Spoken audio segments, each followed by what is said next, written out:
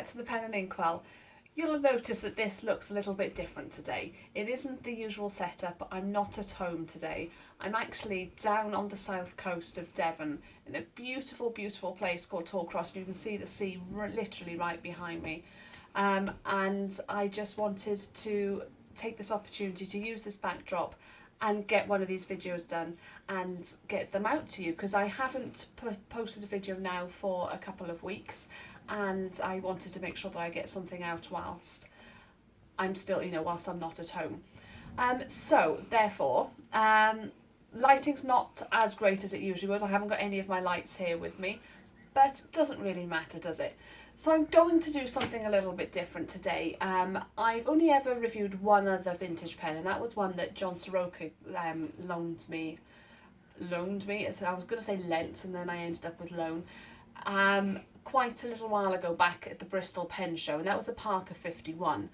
What I have now is another classic vintage pen. I'm always really nervous about vintage pens because I don't know how to repair them. I don't really know what I'm looking for. I don't know what sort of line width they're going to give out. So what I was really, really pleased about was the fact that I came across a guy called Bartek, who on Instagram is at Acoustic Pens, and he's been posting some fantastic shots, beautiful artistic shots of the fountain pens that he's been restoring, and then I believe he sells them on eBay, and he advertises them though through Instagram. And he reached out and sort of offered me a couple of pens to review, which was brilliant, and I've got two of those to review. I've got a Sheaffer Snorkel here in pastel green that I'm going to be looking at today. I also have a Parker Vacuumatic, which is a very classic fountain pen, but I'm going to leave that a little bit because that pen I'm actually going to be giving away, because Bartek was very, very generous to give one of these pens away as a giveaway, which is brilliant. So the details of that are going to follow when I do the video on that, probably in a couple of weeks' time. But this one now today I'm going to be looking at is the Sheaffer Snorkel. Such a bizarre setup pen, a very different looking pen, fantastic filling system. So I'm going to turn this camera around in a bizarre sort of way. I'm probably going to have Karis leaning over my shoulder with my phone. I hope this comes out all right, and I hope it's all okay and that you've enjoyed this sort of slightly different backdrop.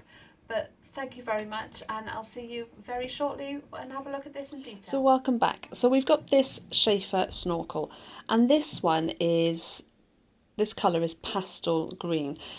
I'm not sure how pastel-y it is. I know that the lighting isn't great on this video, but it's not far away from the sort of colour that you're sort of seeing. I would say it's more of a sort of woodland green, really, than a pastel green. But anyway, so this is the Sheaffer Snorkel, and this is the Statesman. And this one's sort of standard fare, sort of, as far as how high up in the model line it is, really. Let me just give you some sort of details on this, stats wise then. So a lightweight pen, this is 17 grams as you're looking at this right now, and 12 grams if I take the cap off. Measurements wise, 141 millimeters from tip to end, and 124 millimeters without the cap from the nib right the way to the end here, and then 162 millimeters capped, and it's 9 millimeters wide. So let's have a look. So let's have a look at this in a bit more sort of detail. So we've got here, if I turn it around that way, we've got Sheaffer written across this clip here. There's not a lot of spring in there. It does work, but there isn't a lot of spring, and I wouldn't be pushing it sort of too far. Gold trim around the band here, and then we've got a little breather hole here, and then this is our turning points here. You'll see these little nodges sort of taken out here. This is our turning point to operate the filling pen. So it's twist operated, and this one, which I always like, the colour carries on right the way through here to the grip section. Ribbed grip section, so it really gives you a really comfortable hold. So say 9 millimeters, roughly sort of, at its midpoint sort of here. As you can see, quite a nice length. Can be posted. So you could post it, and it's still fairly comfortable. Let's see if we can have a look at this nib now.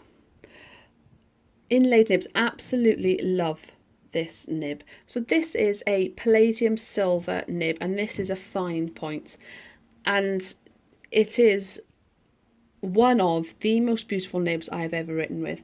So we'll have a look on here. So we've got Sheaffer written across there, made in the USA, and then we'll have a look, and you can just about see then what is the highlight of these pens is this filling system here.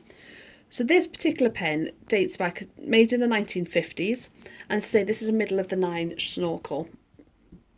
It's got a very special filling mechanism that allows you to fill this pen without wetting the nib at all, and allows you to get into the bottle of that inkwell.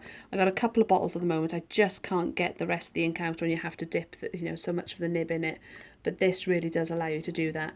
And it's been designed to be able to write upside down, so you've got two nib widths, so it creates a fine or an extra fine line, but creates some absolutely super smooth writing. So let me show you if we can see what happens here. I'm going to be careful because what I don't want to happen is all the ink to come out. So as you'll see here, you'll see why they call it the Snorkel. How this filling mechanism comes out. So all I'm doing now is just twisting this end, and this comes out. So it's now hit its sort of maximum point, you can see sort of here. Then from there, then this pulls out, and then you can fill the pen. As I say, I'm trying to be very careful because it has got ink in it and there's some starting to come out. Should have brought a tissue. And that allows this pen now to be able to go into the bottle and it fill up through there. I'm going to put it back, and it's taken the ink back in, which I'm very grateful for. It's not my table, I don't want to get it dirty. So there we are. I'll do a quick writing sample for you. I haven't got my usual Roger pad with me, but I have got my William Hanna notebook with me, and I'll do a writing sample on there for you to see how this writes. So this is the Sheaffer Snorkel. Sheaffer, not Sheaffer.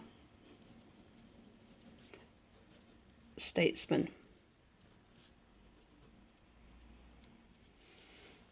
And this has a fine palladium nib on this. You can see from here, this is, I would say it's more like a sort of Western extra fine, to be honest, than a fine, but it is beautifully, beautifully smooth. I haven't found anything as smooth as this. It's got a bit of line variation to it, and as you said,